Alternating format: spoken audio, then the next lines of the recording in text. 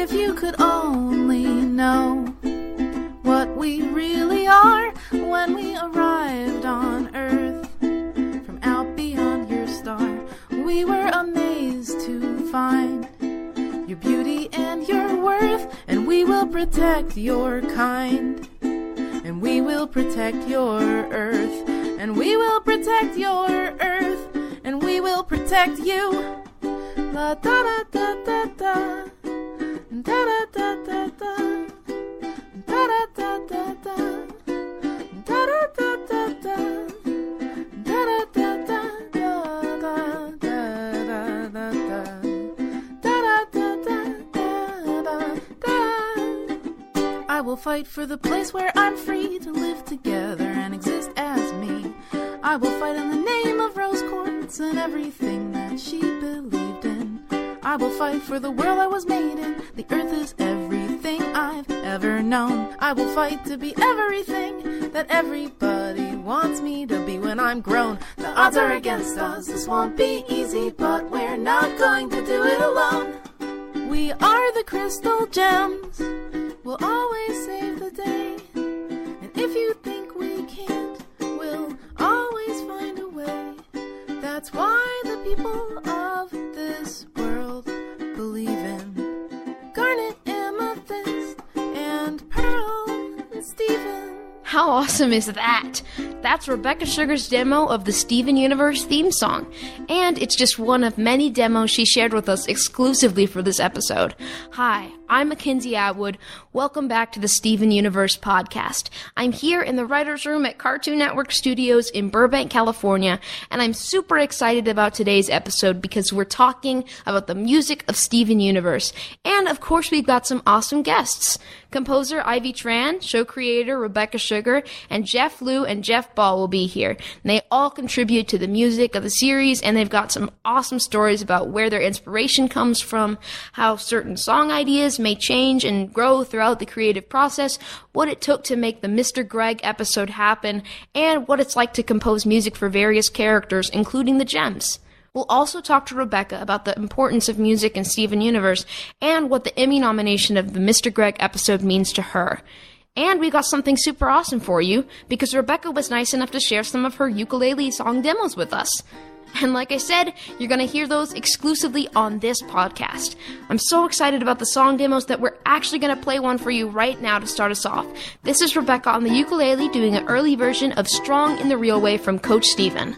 I can show you how to be strong in the real way, and I know that we can be strong in the real way. And I want to inspire you, I want to be your rock, and when I talk it lights a fire in you.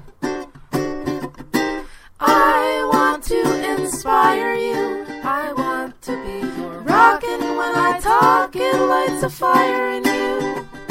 Okay, so that was one of Rebecca Sugar's ukulele demos of Strong in the Real Way, and we're going to have quite a few more to share throughout this episode, but right now, I've got to welcome Jeff Liu and Jeff Ball to the podcast. Thank you guys so much for being here. Thanks. Thanks for having us. Yeah. So you guys both work on the music for the show in some capacity. Could you tell us like what you guys do specifically? Well, I'm a storyboard artist. That's my main job, but I get this awesome opportunity every now and then to write music. So if there's a song in my episode, sometimes Rebecca writes a song and I help her with it. Sometimes I write the song myself. And yeah, it's fun. And I basically just play the violin parts, or actually all the string parts on the show. I mean, there's been a few times where it's been played by a friend of mine named Patty, but yeah, that's what I do. I play the string parts. You just jam. So where do you do you do it from like your house or? Yeah, I record from my apartment. You just go in? I have a setup right in front of my computer, and awesome. Ivy and Steven, they send me the parts and I just record it and send it back to them. So, okay, cool. Yeah. So what's you guys like backgrounds as far as music is concerned? Yeah, so animation and drawing is like my main thing. I went to art school for it. And music was just like a hobby on the side. When I was a kid in elementary school, I took piano lessons, but I didn't like doing it because I didn't really understand what music was, or I didn't understand the emotional appeal of it. Mostly probably because I was told to take lessons and I didn't really choose it myself. Right. Right. But then in high school, I realized that I loved music and that music was awesome and it made me feel good.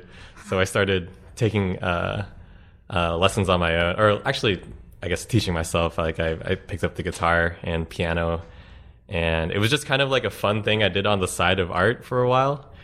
Like I made a bunch of just like silly songs in GarageBand. Mm-hmm. And it was nice. I feel like because it wasn't my main thing, drawing was my main thing, and music was a thing that I just didn't really have any pressure to do. Yeah. Like it gave me a lot of freedom to just like have fun and like learn and not feel like it had to be good. Right. Like it's like an escape. Like, I totally hear what you're saying.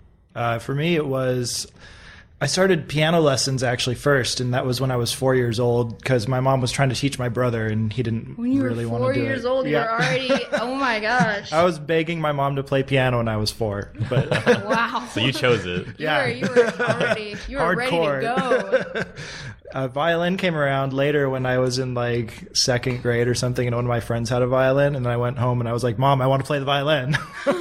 So I ended up doing both.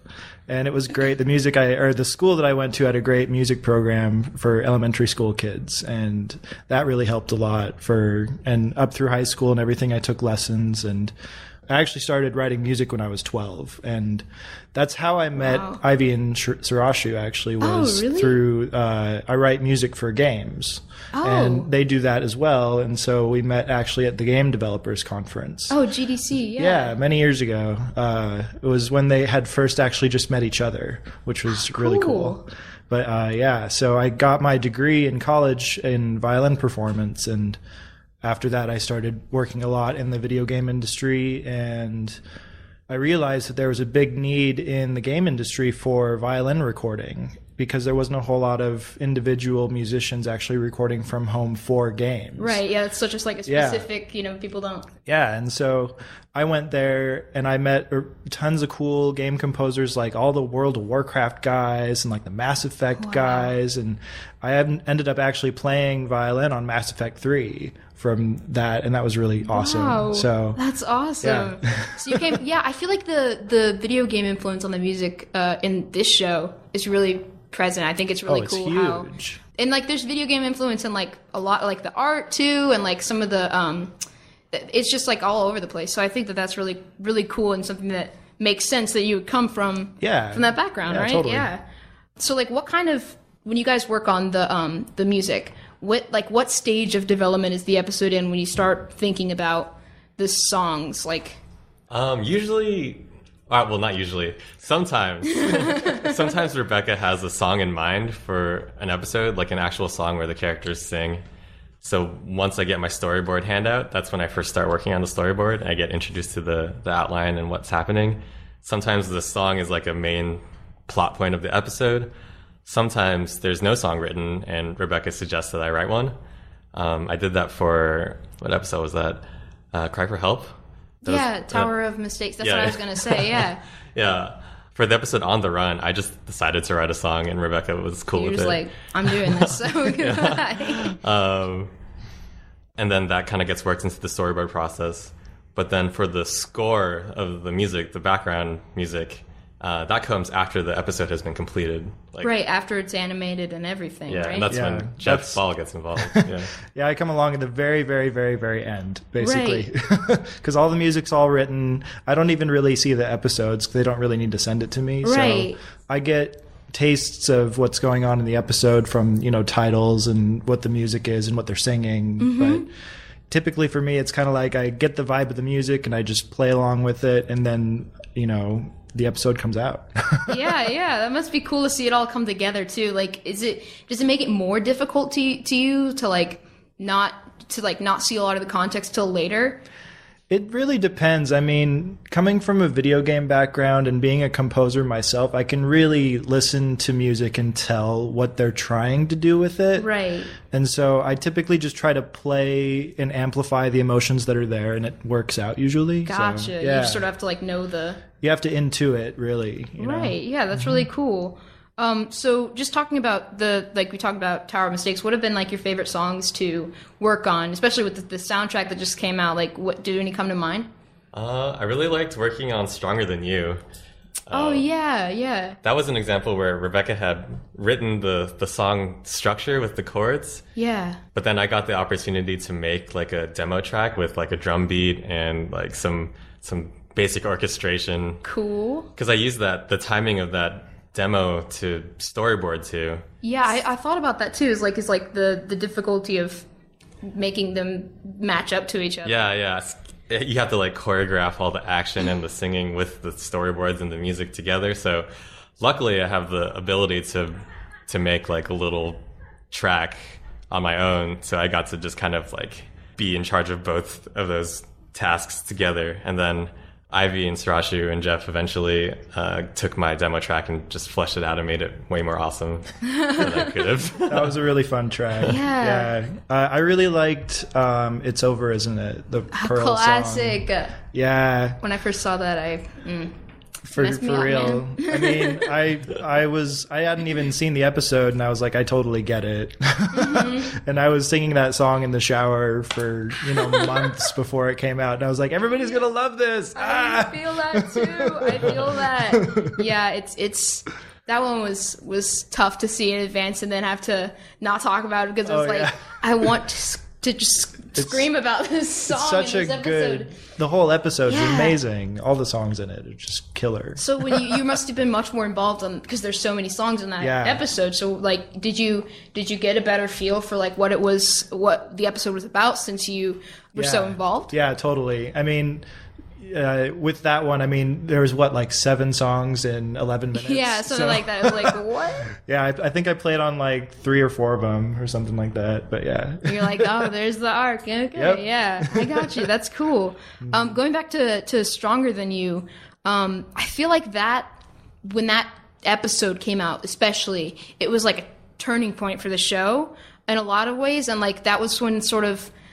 Like there was a fandom before, but it just like exploded after that song, like on Tumblr and all sorts of social media. Like, what was it like seeing that kind of response to a song that you worked on? Like, what was that? Or it's with Stronger Than You, and just generally to all the music in the show. It was exciting. It's really nice to see that all the work that we put into the show is being well received, that people are excited by it, and it's what we're hoping for. We just want to make something for the fans to make them feel good. For sure. I mean, half the time when you're just working on an episode, you're like, oh, it's another episode, and there's this really cool song in it, and I wonder what's going to happen. And I mean, for me, just being at home and not really seeing the show until afterwards when it actually gets released, like I was listening to that song and being like, oh, what's going on? I mean, Ivy and Surashu sent me the song and they're like, oh, this is super huge, big spoilers, and don't tell anybody about this. And I started listening to the song to be like, okay, where are the spoilers?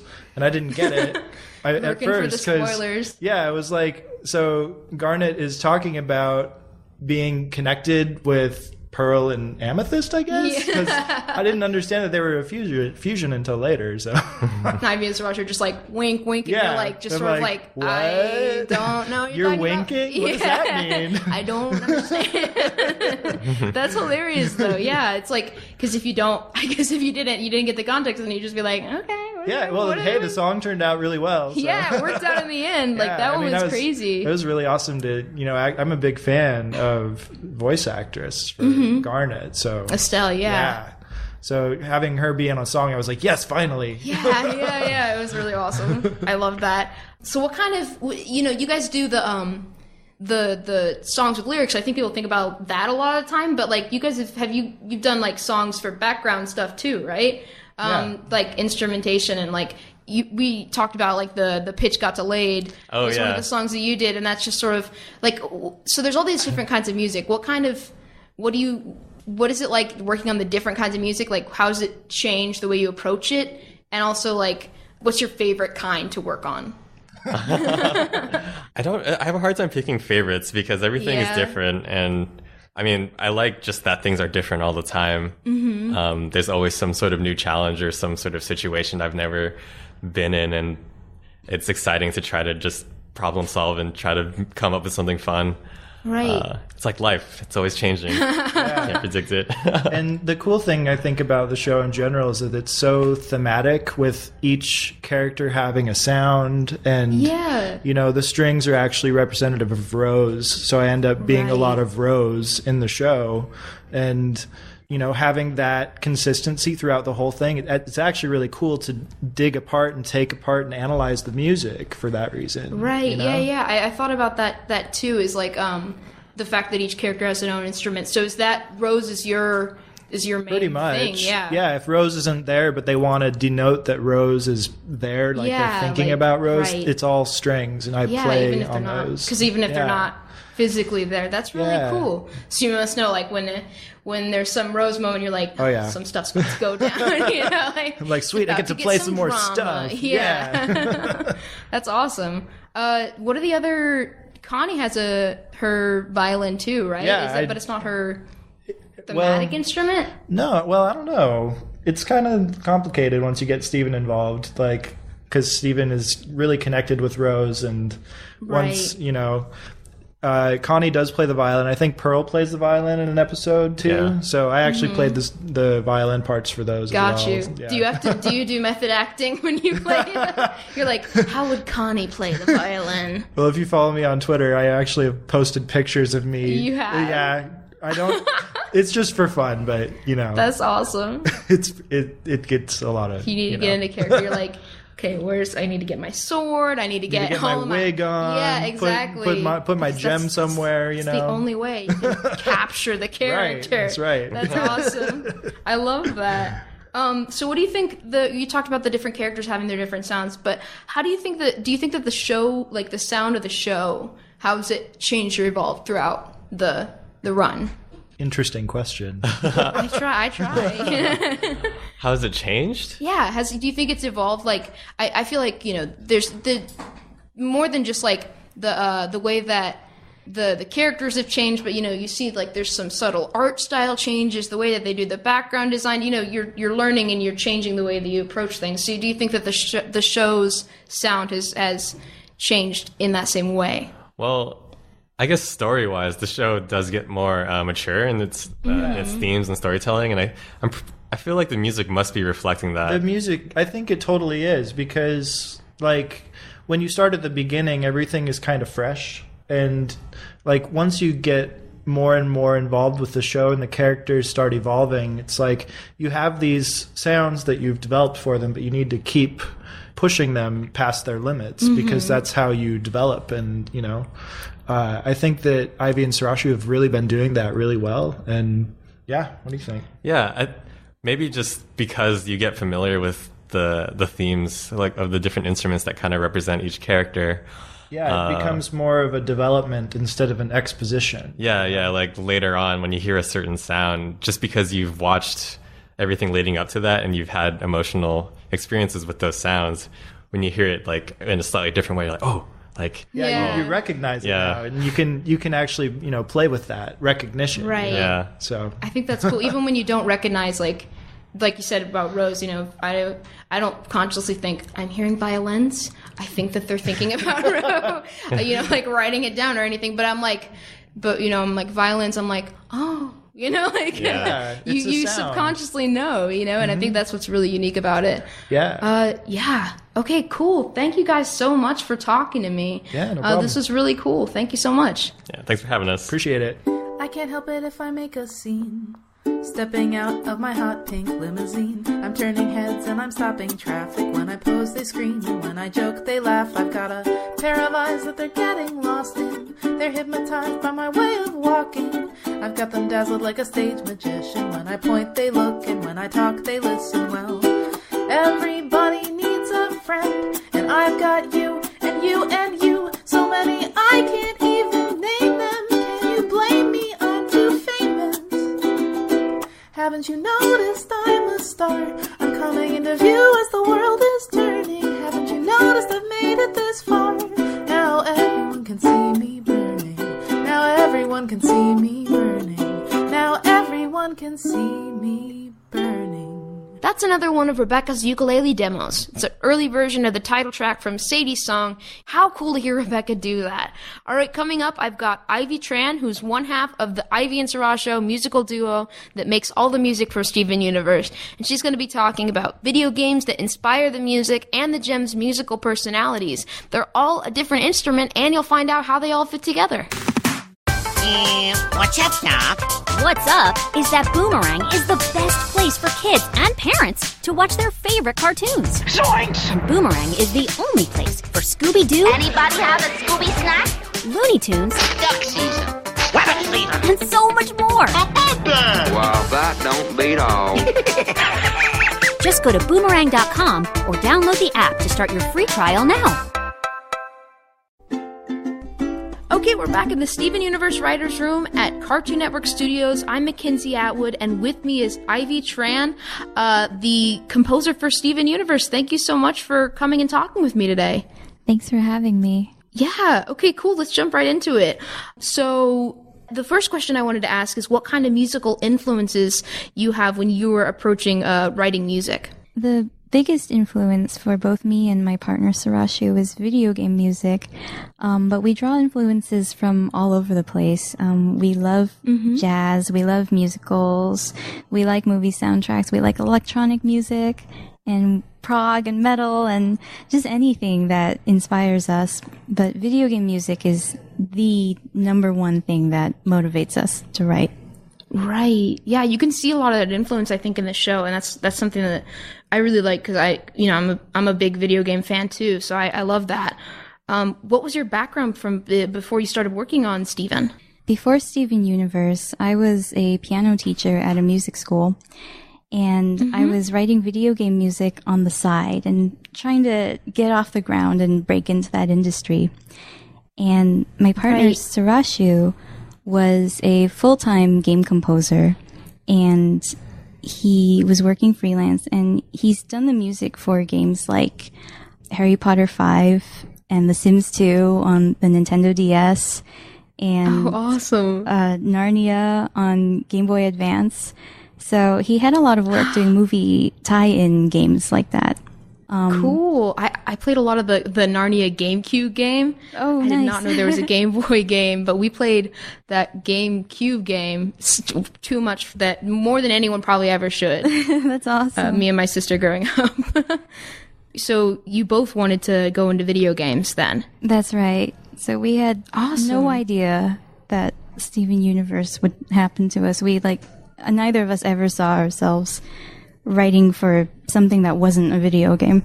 Right. So how did it all end up happening? From what I hear, what happened was that we released an album together with some of our game influences, but it was piano and chiptune. And one of the storyboard artists on the show, Jeff Liu, heard our album and then found my work for games on SoundCloud and recommended me to Rebecca Sugar. So it kind of came out of the blue, I feel like. We didn't know anybody on the team. Wow, that's like the dream. Yeah. That's awesome. So, is your process like musically different then for games and for TV? Or do you approach them the same way? I think they're very different.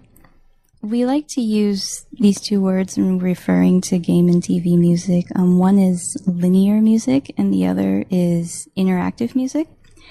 So right. With TV music, it's linear, meaning it goes from A to B. If you rewind it, it sounds the same and looks the same each time.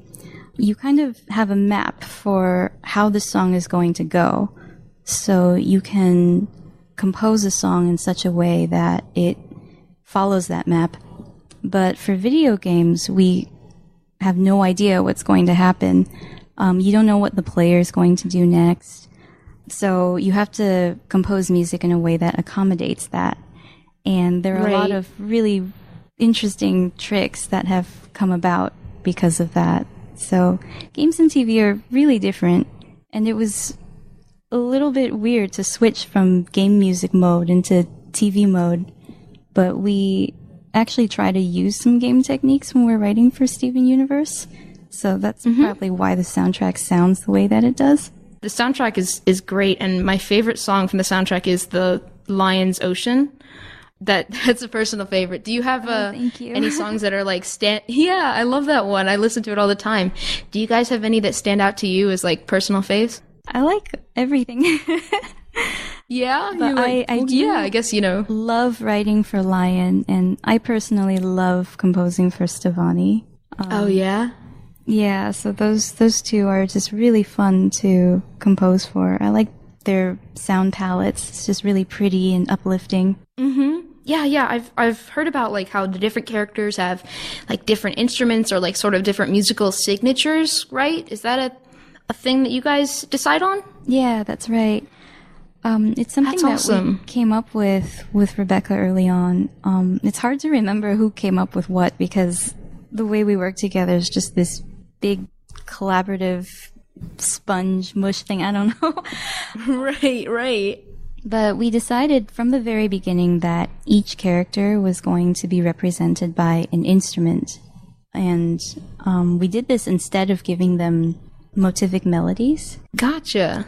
So by doing that, it allowed us to play a little bit with game music techniques where we can change the song up depending on what each character is doing, just using their instrument.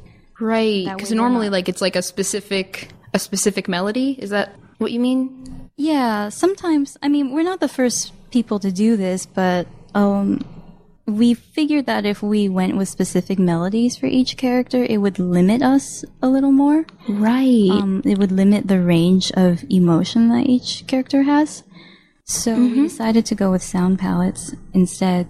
And when we were choosing the sound palettes for the 4 original gems, we were thinking a lot about how they would work together as an ensemble. So you have Garnet on bass and Amethyst on drums, Pearl on piano, and then Steven is on chiptune primarily, which is the one strange instrument.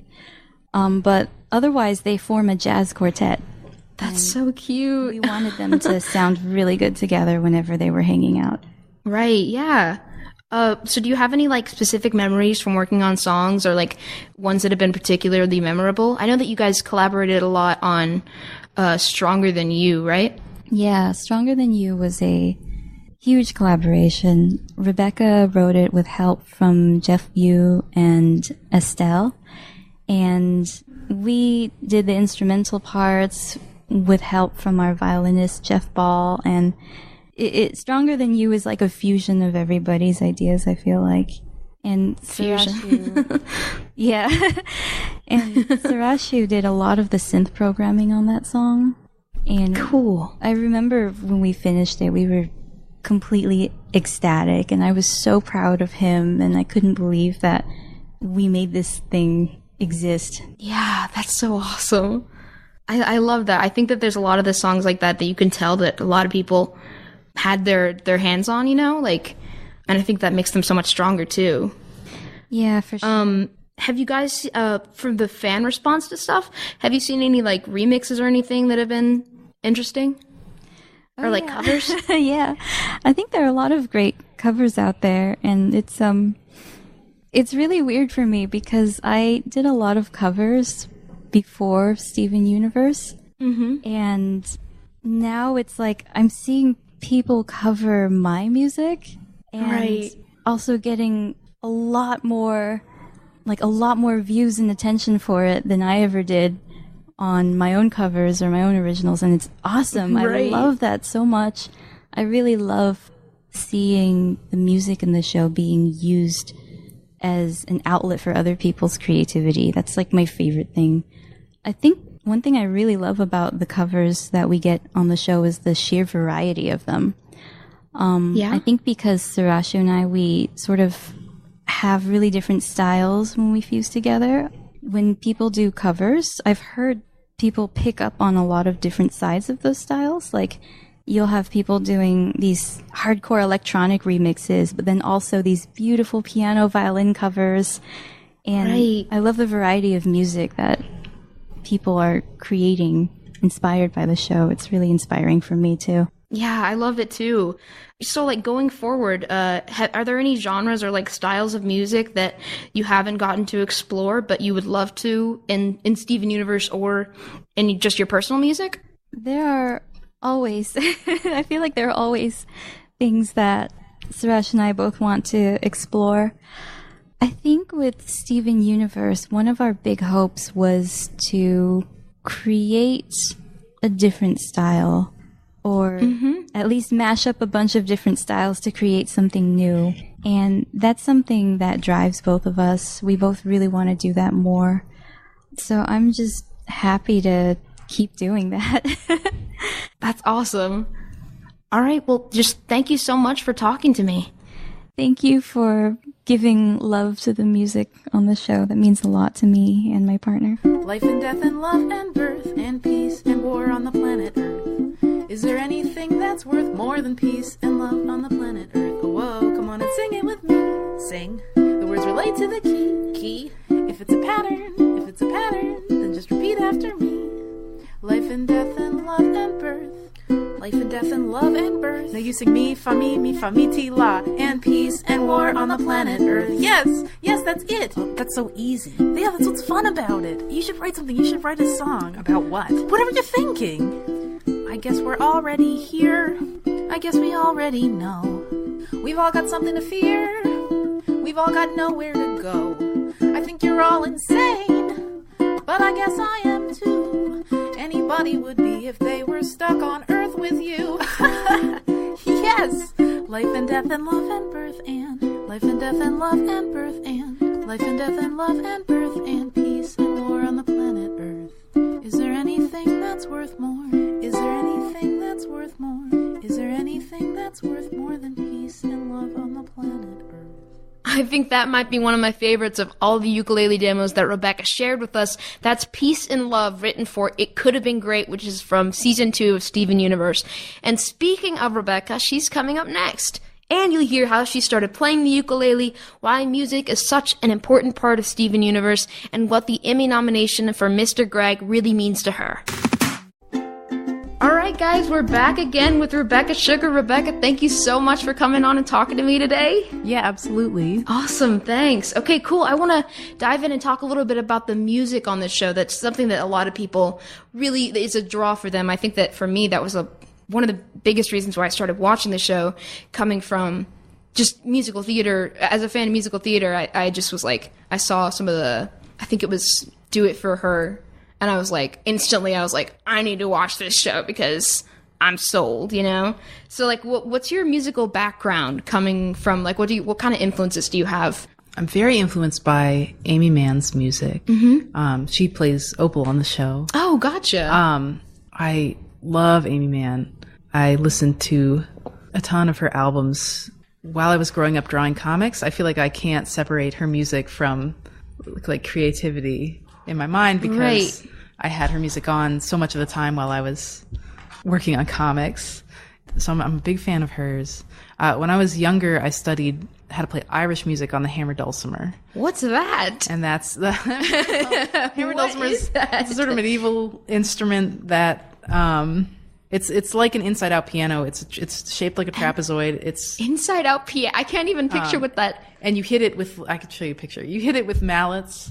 Oh, is it like with like the strings on the inside of the piano? Is that what you mean? Oh. But they're like it's sort of a trapezoid shape with the strings outside, and you hit them with hammers yourself. Gotcha. So it's like actually. Oh, okay. Now I get what you mean. That's yeah. the hammered. Gotcha. Yeah. The inside out piano. People can't see me, but I'm doing a little gesture, like I'm hitting something with little hammers. Yes. And my teacher, I think, is one of the few people that plays Irish music on the hammer dulcimer. This was back in Silver Spring, Maryland. So I learned a lot about improvisation. Oh, cool. Because a lot of that music is, you sort of have a bass to it, like an A part and a B part, and then you improvise. And I was like in a little band with other 10-year-olds. What was the band called? We were called the Kids of Sligo Creek. Okay, is it on Can we download it on Bandcamp or SoundCloud? We were little children. iTunes, yeah. iTunes released when? No, I remember once we played at like an Irish bar in oh DC. My gosh. But we were little children. You were 10. Like, we were too young to, really be in a bar at all. But that's great. It was fun. It was like a lot of summer camps, and I think that's definitely how I learned to improvise. And then I studied a little bit of piano, but my teacher would get annoyed with me because I would try and like change the classical music because I had learned all this improvisational music first, and I like to put the pedal on all the time because I thought it sounded prettier that way. It's really annoying. It does. I mean, it doesn't, but like the sustain. Yeah, I wasn't a very good student when it came to piano. So then I switched to ukulele like when I was a teenager because it was so easy. It's great. Yeah, and after so the fun. dulcimer and piano, it's just so much more portable. Mm-hmm. And so I never really took like ukulele lessons or anything. I feel like I'm still sort of faking my way through knowing how to do it. I hear that. But yeah. That's awesome. Yeah. So you come from a lot of different instruments. That's wild. I literally never heard of that instrument. What was it called again? Hammered dulcimer. That's wild. Okay. So that was not what I expected to hear. That's really cool. I put it in Adventure Time. Yeah, in the Fiona and Cake plays a hammered dulcimer. Oh, gotcha. I don't know if you know that, I put that in there because I was like, maybe people will know what this is. Then they will know. There's the reference. I got seen one, but that's what that is. Maybe I've probably seen it. I don't know. That's pretty wild. So you mentioned Adventure Time. Like that was your first time songwriting, right? Or at least for like in a professional songwriting sense, right? Yeah, it was my first episode, and there was room for a song in it. And so first episode, and they're already breaking out the songs. They're like, we're doing it. It was it came from the Nightosphere. Gotcha. And I started with something that was a lot bigger, and Penn was like, it's just like a really small, intimate thing between Marceline and Finn. And I wrote it with Penn, so that my first song, which was the Fry song, he wrote a couple of the lyrics. He kind of sang it in the room. Daddy, why did you eat my fries? That was the first song I wrote for TV. Okay, cool. I was very nervous to pitch it because I'd only ever really sung songs or written songs like with my very closest friends, like Steven. You were in the band, like. I guess that didn't really. I didn't sing in the band. Get the band back together for this song. Is what I think. I was in a band in college too, but I also didn't. I sang backup, but I didn't really sing. Gotcha. This was the first time I was singing something like I had written in front of people who were not my brother or my closest friends. Yeah, so that's the kicker, is that you're not just. I don't know. I feel like you said, you like singing is so personal, you know, like it's a totally different thing from even like just like playing an instrument, because like, I don't know. It's weird. It's weird.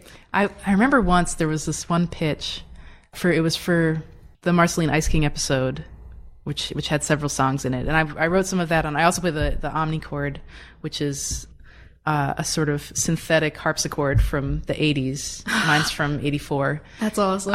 And I got this one off of eBay, and it was very finicky. I actually found out that I took it in to get like looked at this store, and they opened it up, and it was just full of corroded batteries that had definitely been in there since 1984. Like when they turn all like white and stuff, like that kind of thing. There was just like this red dust all over them that as soon as you open it up, I'm sure it took years off my life when when we opened this thing up and this cloud of battery corrosion came out of it. So it was sort of finicky, and we were pitching the song from Remember You where Ice King's like, won't somebody tell me what's wrong with me? And as I was doing it, the instrument just started to power down and go out of key, which is really strange for something that it's like a synthetic. Right, yeah, it doesn't. Electrical instrument was just warbling and dying. And I was actively freaking out trying to keep this thing working while I was trying to sing this. And this was in a pitch where I was performing it for the first time in front of the crew trying to present this episode, and it became very authentic, the panic of that in the pitch of it. Is Rebecca okay? Yeah, I don't think it ever sounded more right than it did when my instrument was legitimately dying under me. That's awesome. So like when you came to Steve and you started writing songs for that, one thing I think that a lot of people, the musical episode, Mr. Greg, like that was a big deal, right? Like, what was that like when you were writing on songs and stuff for that? Like, it was a dream come true. I mean, I love musicals and I love cartoon musicals so much. Same. They were and I loved that in The Simpsons and Futurama, and any musical episode of a thing would always be my favorite one. It's always a blessing. Like, it's always so good. And so I was really excited, and just I wrote a few of the songs, and then Ben and Jeff also wrote They basically did all of the Shake a Leg, It's Mr. Greg part. Classics. And Ben wrote the Empire City song, and then me and Jeff wrote Don't Cost Nothing together. And then both of you and It's Over were me. And I spent months on It's Over. I started it way in advance, and it went through many, many, many different iterations before it became what it was, where I was just trying to figure out what I was trying to say with it. I was very inspired by the movie Victor Victoria, which was a musical that I watched when I was much younger that really stuck with me. There's this sequence, this crazy world sequence where Julie Andrews is in a suit and the camera's panning around her in this nightclub very, very, very slowly. And it's just stunning. It's a beautiful song. And then it made it that, because that's the same. Is that what inspired the Pearl? Yeah, the camera rotation. Yeah. An iconic shot. It's very cool scenes. This is what's sort of inspired by that. And just everything that I like in musicals, I was trying to pull into that. When we were finishing that and we got the animation back, and I was like almost in tears in the edit bay, because it was just so much everything I had wanted to do just forever. Right. And Joe and Jeff, it was their last episode that they boarded together. And they've been together since episode 1. Yeah. And I was just so touched. It was so beautiful how it came together. And our director at Sunmin, Director Park, just did this beautiful, beautiful job on that whole sequence. Like, all of the inks are beautiful. I saw some of the stuff on Tumblr and stuff, like the flipping through the pages of the individual keyframes. Yeah. It's so cool. It's so crazy. Like, I don't know. I mean, animation's hand drawn, but then you see it like being hand drawn and you're like, what? Like it's like, oh yeah, that is a thing that happens. Like, that's just wild. Yeah. So like each of the characters has, like, along with the songs, they have their own individual like sounds and motifs, right? So like did you have a part in developing those, or was that?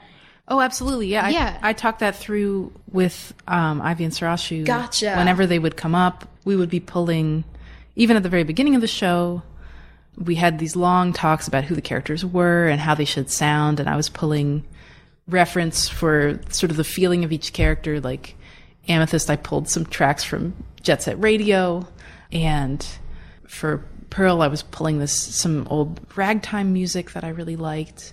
And all of this was very prototypical, the stuff that I was listening to while I was drawing them. I was sort of giving over to them. And then we sort of talked about, we kind of boiled down, why does it feel right for them, and what would their instruments be based on this? And then they came to, I think, these just really brilliant conclusions about the signature instruments for each character. I love the way they talk about the Garnet is this very specific bass sound. And recently I was hearing Ivy talk about it while we were discussing the album, and just about her as the foundation of the team and the strength of her sound musically and the support that it gives to everything else, because they all layer on top of each other when they coexist in the show musically. Right. Gotcha. I did not know that. Yeah. So, and then we think about that a lot when we're writing music for them, because, they're like, for Do It For Her is very piano centric. That's Pearl's instrument, and then sort of layered with and then the bass in Stronger Than You is very, very important. And also changes. Her bass actually changes when she reforms. Oh, is it different from then on out? It's different from then on. That's awesome. Yeah, there's so much stuff like that you don't like necessarily realize. I think that's really cool. Just the amount of care that goes into each character's stuff, like not only in the songs with lyrics, but also just the instrumental stuff. I think it really ties it all together really well. And congrats on the soundtrack launching and being so successful. Congrats on the Emmy nomination for Mr. Greg. I think that all very well deserved, very, very awesome. And I just love the soundtrack so much. So congratulations on all of that. Thank you. I'm really thrilled. Yeah. So what does that mean to you? How does that feel for that episode that means so much, Oh, it's so exciting, and I'm so glad it's for Mr. Greg. Yeah. Just every step of the process on that episode was such a dream come true for me. So I'm really honored that it's being recognized even like this. I really hope, if it was ever an episode, it would be awesome if it was this one, because It's just means so much to me. So I'm very hopeful, but I'm so glad that it's being recognized because we put so much work into that one, and it didn't get more time than any other episode. It was, it has 7 songs in it in 11 minutes. It was so hard to do, and everyone was firing on all cylinders. The backgrounds are stunning, and the music is incredible. I mean, it was so hard to make. You went all out, yeah. Yeah. So shows. I'm really excited. Yeah. Thank you so much for coming and talking to me today. I was fine with the man who would come into her life now and again. I was fine, 'cause I knew that they didn't really matter until you. I was fine when you came, and we fought like it was all some silly game over her, who she'd choose. After all those years, I never thought I'd lose. It's over, isn't it? Isn't it? Isn't it over? It's over, isn't it? Isn't it? Isn't it over? You won, and she chose you, and she loved you, and she's gone. It's over, isn't it? Why can't I move on? War and glory, reinvention, fusion, freedom, her attention, out in daylight, my potential, bold, precise, experimental. Who am I now in this world without her? Petty and dull with the nerve to doubt her. What does it matter? It's already done. Now I've got to be there for her son. It's over, isn't it? Isn't it? Isn't it over? It's over, isn't it? Isn't it? It's over, isn't it? Why can't I move on? That, of course, is the demo of It's Over from the animatic of Mr. Greg. Congrats again to the Crooniverse on the Emmy nomination for that episode. That is so awesome. And thanks again to Ivy Tran, Jeff Ball, Jeff Liu, and Rebecca Sugar for such a detailed look at all the music of Steven Universe. And coming up next Thursday, it's the Steven Universe alumni episode. We're talking with Ian Jones-Quartey, Ben Levin, and Matt Burnett, all former Crooniverse members who had a huge impact on the show and now have gone on to create their own shows. So yes, that means lots of stories about OKKO with Ian. And a couple of last reminders, if you guys have any questions for the Crooniverse or for show creator Rebecca Sugar, please tweet them to me at MK Atwood or to the Cartoon Network's official Twitter and use the hashtag Steven Universe Podcast. We're trying to get Rebecca to come back on a later episode to answer some of your questions herself. And if you haven't hit the subscribe button for the Steven Universe podcast, you can do that at Apple Podcast or other podcast apps. Please be sure to leave us a review and a 5-star rating while you're there. And thanks to everyone for hanging out with us. I'm McKenzie Atwood, and I will see you next Thursday.